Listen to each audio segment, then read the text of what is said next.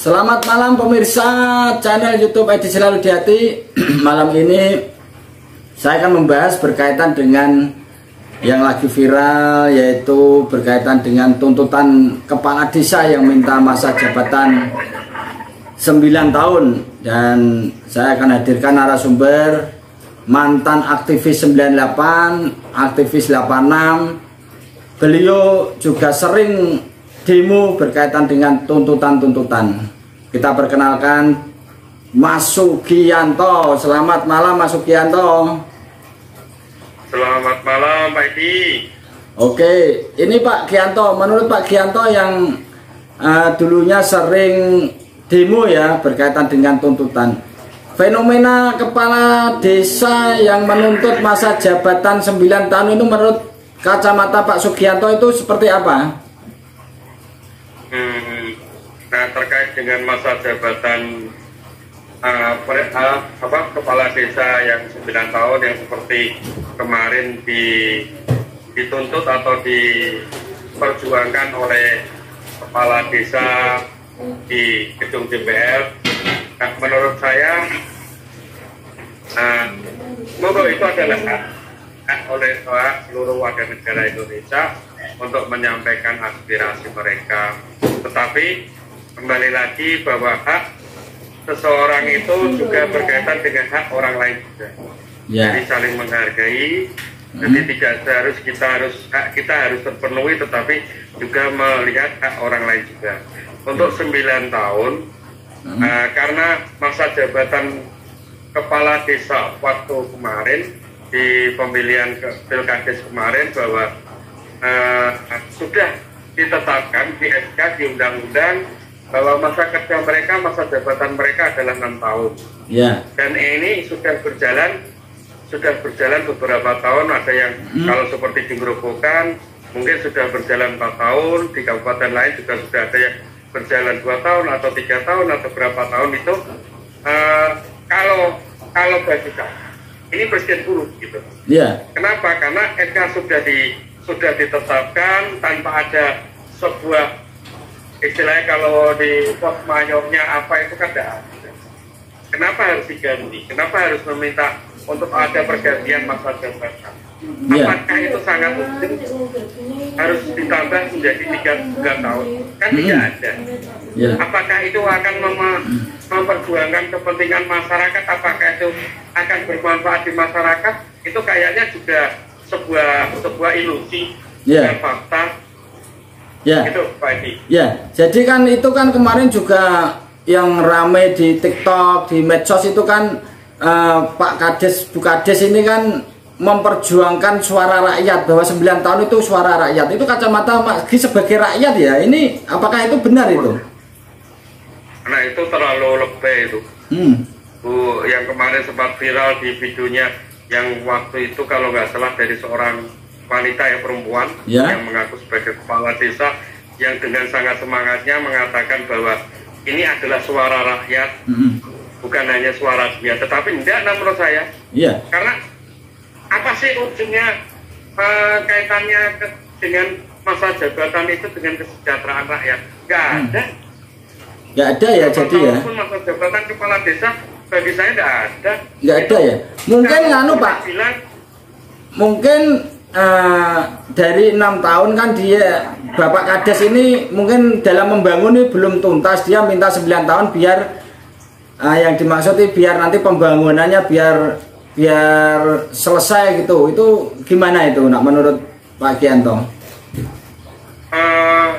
Ke seorang pemimpin, kepala desa ataupun presiden itu kan harus punya pembangunan jangka pendek dan jangka panjang.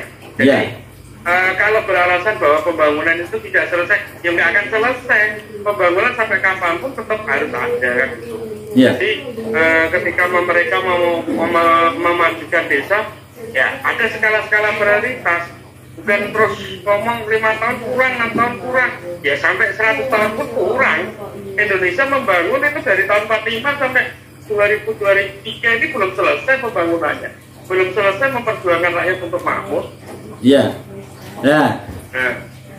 Betul sekali ya. Jadi memang untuk menuntut hak terutama berkaitan dengan kesejahteraan, dengan keinginan itu kan memang hak warga negara. Tetapi ini isunya semua fraksi di DPR ini setuju. Ini menurut Pak Gi sendiri bagaimana ini? Jadi dengan demo kemarin, terus ini informasinya semua fraksi menyetujui tuntutan dari kades-kades. Menurut Pak Gi seperti apa? Ya, inilah transaksi politik dagang sapi kan gitu. Ya. Karena ini saling memanfaatkan, saling tebar pesona di tahun-tahun politik. Dengan arogannya kepala desa yang mengatakan semua kalau partai yang tidak mendukung tuntutan mereka 9 tahun, mereka akan habisin di desanya. Dan itu ada ya videonya kemarin ya, berupa ancaman-ancaman itu ya. Apakah mereka itu juga akan menentukan gitu loh. Dan ini saya pertanyakan lagi, netralitas dari kepala desa dalam pemilu ini kan jelas nggak netral mereka. Padahal jelas dalam undang-undang kepala desa ataupun apapun harus netral dalam proses pemilihan umum besok tahun 2024. Berarti kalau seperti ini secara tidak langsung mereka mengatakan bahwa mereka tidak netral dalam pemilu. Dan ini pelanggaran undang-undang presiden buruk dalam demokrasi bangsa Indonesia ini. Berarti ini sebuah kemunduran demokrasi. Iya. Justru malah kita meski sebagai mantan aktivis yang juga sering demo ya, ketika mentok, ketika diplomasi itu mentok kan memang demo. Menurut Mas Gi, apakah sebenarnya kepala desa ini sudah melakukan upaya diplomasi kok tiba-tiba demo itu? Ya.